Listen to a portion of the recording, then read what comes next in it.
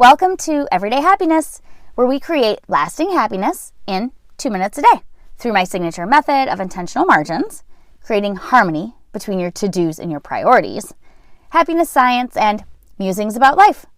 I'm your host, Katie Jeffcoat, and today I was reading my happiness lesson in the course by the Happiness Research Institute that I'm taking, and the professor wrote a story that so brilliantly describes how contagious happiness and kindness really is.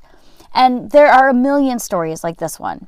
But he said 2 firefighters were standing in the middle of a long line at a fast food restaurant.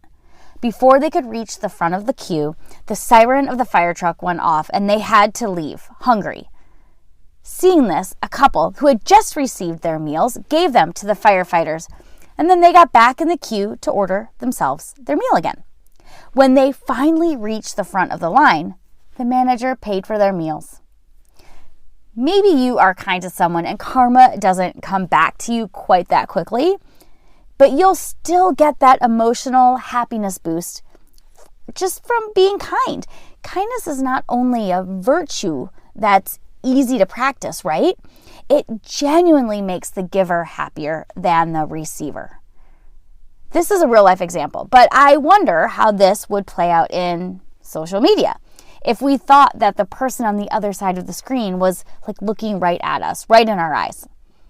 We are social beings. We know this. We care about what other people do, what other people think of us, and how we are doing compared to everyone else.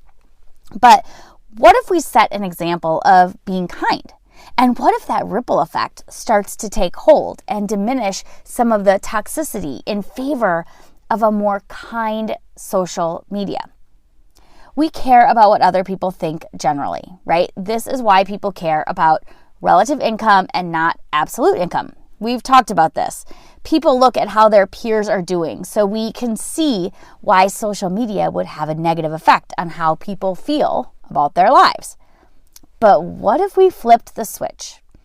Social comparisons are a pattern in happiness, and it's heightened on social media. So I'm excited to be more overtly kind on social media and to highlight more kindness on social media. And I invite you to do the same.